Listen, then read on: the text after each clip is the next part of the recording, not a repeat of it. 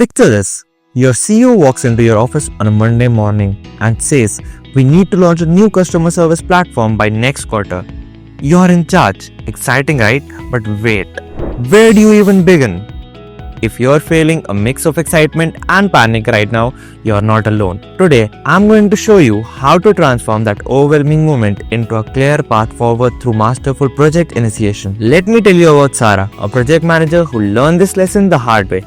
She jumped straight into execution without a charter, only to have different departments claiming different project goals 3 months in. Don't be Sarah. Let's talk about creating your project charter, but think of it less as a document and more as your project's constitution. Quick question for you all. What's the worst thing that could happen if you skip the project charter? Exactly. Let me add a few war stories to those excellent points. Your charter needs to answer these 5 critical questions. Why are we doing this? What does success look like? Who's going to make it happen? What are our boundaries? When do we need this by? Now, here's where it gets interesting. Identifying stakeholders is like being a detective in a corporate mystery novel. You're not just making a list, you're uncovering a web of relationships and influences.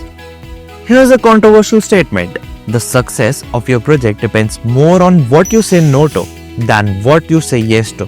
Let me share 3 stories of projects that failed because they tried to be everything to everyone. Imagine you're opening a coffee shop. You won't just guess what customers want, right? The same applies to your project. But here's the twist. I'm going to show you a technique I call the reverse stakeholder interview that gets you better information in half time. Think of your business case as your project's Netflix pitch. You need to hook your audience in the first 30 seconds. Let me show you how to transform dry numbers into a compelling story that executive can't say no to. Consider the story of the London Olympics 2012 project. Their initial business case wasn't just about costs and revenues, it was about legacy, transformation, and national pride. That's how you sell a multi-billion-dollar project. Here's a fun exercise. I call it the yes but game. For every project assumption, we are going to play devil's advocate. This is how real feasibility testing works. Let's take your current project or upcoming project. What's your biggest assumption?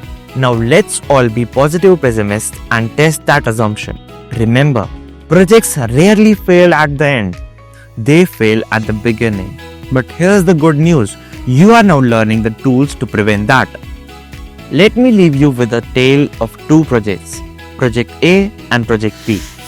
Both had the same budget, same timeline and same goals, but Project A spent 3 weeks on proper initiation while Project B rushed straight to execution. 6 months later, mostly Project A thrives and Project B ceases to survive. As you leave today, I want you to do one thing. Take out your phone and set a reminder for tomorrow morning that says start with why. Because that's where every successful project initiation begins.